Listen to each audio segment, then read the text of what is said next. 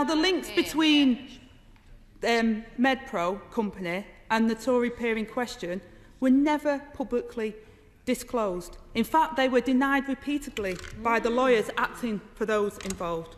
We now know that the money ended up in offshore accounts directly linked to those individuals. By their own admission, this was for so-called tax efficiency. It seems they even dodged paying their own taxes on the profits they made from ours. Only after a long legal battle was it revealed that there was active lobbying from ministerial colleagues for access to the VIP lane, and substantial contracts were won by those companies. They said that the peer in question did not benefit from these contracts, a denial that has been rather undermined by the latest revelations of The Guardian rather than any disclosure of ministers.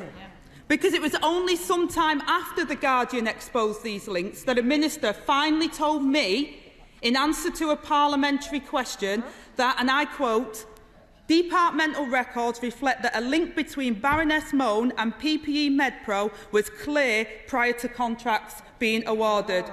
But ministers have for months refused to show us those records or tell us the nature of that link and whether it was declared or whether it was discovered in due diligence. This was the subject of an investigation by the Standards Commissioners in the other place, and yet it appears ministers sat on the information they had. So the question is very simple, Madam Deputy Speaker. What have ministers opposite got to hide? Did they know all along who was behind the PPE MedPro? Or was due diligence so poor that they did not realise the problem? If they had nothing to hide and no rules or laws were broken, then ministers will surely be happy to make the details of the meetings and the correspondence available. And while they're at it, will the minister give us clarity about allegations made by the former Health Secretary in his new book about a separate bid for business connected to Baroness Mone? Not Mone. The Right Honourable Lady is venturing rather too far into the territory that I urged her to avoid. I'm afraid that these are the rules, so I do have to bring her up if she is, to pull her up if she is actively criticising a member of the other place. I'm sorry about that, but that is the rule. Angela Rayner. Madam Deputy Speaker, I wasn't criticising members from the other place. I'm just quoting what a member from this place, who was a health minister at the time, has said. And I'm asking the minister today if he can give us clarity on what was said, because that's now public record. So that's all I'm asking the minister for. I haven't said that about any person from the other place. That is what a minister has said in his diary. So it would be nice if the minister opposite can give us some light on this whole murky affair. So, Madam Deputy Speaker, let's turn to the numbers, because as they say, the numbers don't lie. 10. How many times the company was more likely to get a contract if it was in the VIP lane? 1 in 5. The proportion of emergency contracts handed out by the government that have been flagged for corruption. 3.5 billion. That's the value in pounds of contracts given to the Tory party's mates that we know of. 3 billion. The value in pounds of contracts awarded that warrant further investigation. None, zilch, 0. That's the number of times this government has come clean on this dodgy MedPro scandal. A cover-up, a whitewash, events swept under the carpet, and now they've been dragged kicking and screaming to the House today to give an honest account about their shameful dealings. The public are sick of being ripped off and being taken for fools, and they want to know the truth. So today, I will give way. Is it not clear to the public now that the party opposite believe in one thing only, and that is how much money they can grab from the public purse and give to their crony friends and steal from the hard-working pockets of people in this country? I think my honourable friend captures the mood of the public. Yeah. They want answers. Yeah. The public want answers. They want to know what's happened. At the time when they needed this government the most to act responsibly, what's happened to their money and what happened with these contracts. So today we've tabled this motion and we will put it to a vote. Let me be clear, Madam Deputy Speaker, that we're not asking the government to do anything that would undermine any chance of recovering our money or that would conflict with any police investigation. But for 10 months they have told us that they are in mediation. What progress has been made? When will they conclude it has failed and take action now? Can they actually get our money back? Or are they just kicking the can down the road? So our motion asks ministers to hand over the record to the Public Accounts Committee, a body this House relies on to hold them to account for public spending. Because the only logical conclusion is that they do indeed have something to hide. The public deserve answers on whether the dodgy lobbying at the heart of this scandal played a part in how vast sums of taxpayers' cash has been wasted, and whether shameful profiteering has been enabled by this government. Which leads me to the second simple question for the House today. Will members opposite, well, the few that are in, will members opposite now vote for a clean-up or yet another cover-up? Yeah. Just last week, the government led Tory members in the other place through the lobbies to block an amendment to their procurement bill. It would have banned VIP lanes in future procurement decisions. But they voted it down. They voted to protect unlawful VIP access instead of protecting taxpayers' money. The Prime Minister is peddling legislation full of loopholes that would give Tory ministers free rein to do it all over again. Fresh from writing off billions he carelessly cost to COVID fraud, the question for the House is whether to act to prevent a repeat. So today, I say to honourable and right honourable members opposite, learn your lesson. Don't let this shameful episode be repeated. Now, Madam Deputy Speaker, the loss and trauma of the pandemic was immense.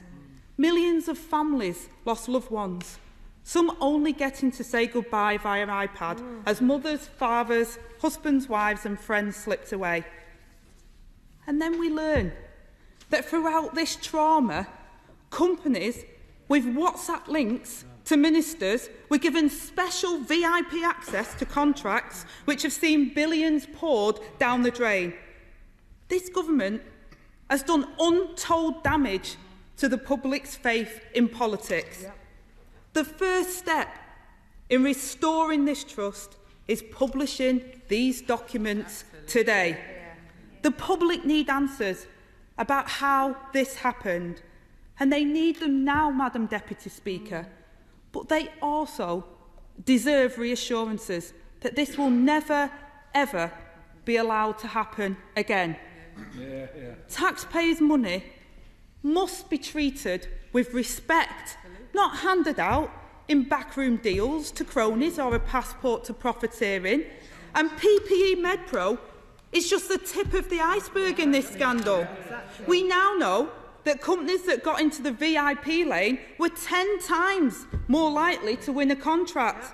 We now know that many did not go through the so-called 8-stage process of due diligence, as ministers have now admitted. And we now know that this left dozens of experienced British businesses out in the cold. Businesses who had the expertise to procure PPE and ventilators precisely and fast. Businesses who offered their help in our darkest hour. And businesses whose only mistake was to play by the rules. Not a single one of the companies referred to the VIP lane was done so by a politician of any other political party other than the Conservative Party. The then Chancellor of the Duchy of Lancaster, the Cabinet member who oversaw the entire emergency procurement programme, reportedly fast-tracked a bid from one of his own personal friends and donors, who went on to win hundreds of millions of pounds of public money. Last week, he said that he simply referred the bid from PPE MedPro onto officials. Yet we also know that he passed it directly on to his ministerial colleague, Lord Agnew. I'll happily give way. I thank my honourable friend for giving way, and she's given a very thoughtful speech that should put everybody on the opposite benches to shame. Exactly. Was my honourable friend as shocked as I was to find out that there was a company that was put on the VIP lane by mistake, and they still got £1 million contracts? Gosh. Wow. It is absolute negligence of due diligence when the whole process, which we now know has been tested in the High Court around this VIP access lane and what that did and what it didn't do. But we know that there is serious concerns from members of the public, and that's what this motion is about today. It's about getting to the bottom of it, and I think the public deserve no less than that. But after the Minister passed it directly on to his ministerial colleague, Lord Agnew, and sometime later, officials discussed that the Minister's office was still being furiously lobbied. The former Health Secretary is also described being lobbied in words I won't quote in the chamber, Madam Deputy Speaker has made it clear, but without any dates or details. So we do not know exactly what conversations or contracts happened behind the scenes. But we do know that £3.5 billion of contracts that have been handed out by this government to their political donors, ministers, mates. And so, yes, we do need an investigation into that too. In fact, we need an investigation into every pound and penny that has been handed out, and to learn the lessons so the public money isn't wasted again. And don't forget, they had previously denied the existence of a VIP lane at all.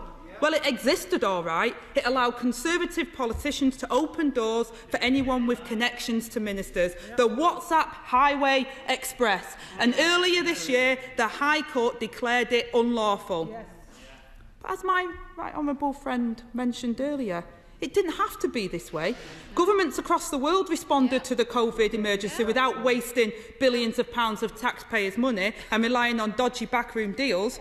According to the watchdog, the Welsh Labour government managed to prevent health and care bodies running out of PPE. The watchdog said, and I quote, "In contrast to the position described by the National Audit Office in England, we saw no evidence of a priority being given to potential suppliers depending on who referred them." The Welsh Labour government created an open, transparent PPE supply chain, in stark contrast to the approach the Conservatives took in England. Friend from giving way, making a powerful speech. Does she agree with me that, with the benefit of hindsight, this House would not have allowed the government to have the emergency procurement powers that it granted at the beginning of the pandemic if we'd have known how they were going to be used in this corrupt way? Not used, abused. I think my honourable friend's absolutely right, and I'd go further in terms of the correspondence that I've been receiving is that the public feel that, and many Conservative voters are absolutely shocked by what they've seen this Conservative government do. They don't believe it speaks to their values, and yet this has happened, and yet we have a procurement bill going forward where this could happen again. So for today at least, the question before the House is simple: clean up or cover up? I know that members across this House care about our democracy. Although we disagree on many things, I hope we agree on the importance of trust in politics, the values of integrity, professionalism and accountability in public office, the public's wish for more transparency and accountability within these four walls. Put simply, a vote for this motion is a vote in favour of the truth. This government has presided over scandal after scandal that has engulfed their party. They appear to have benefited from dodgy lobbying left, right and centre.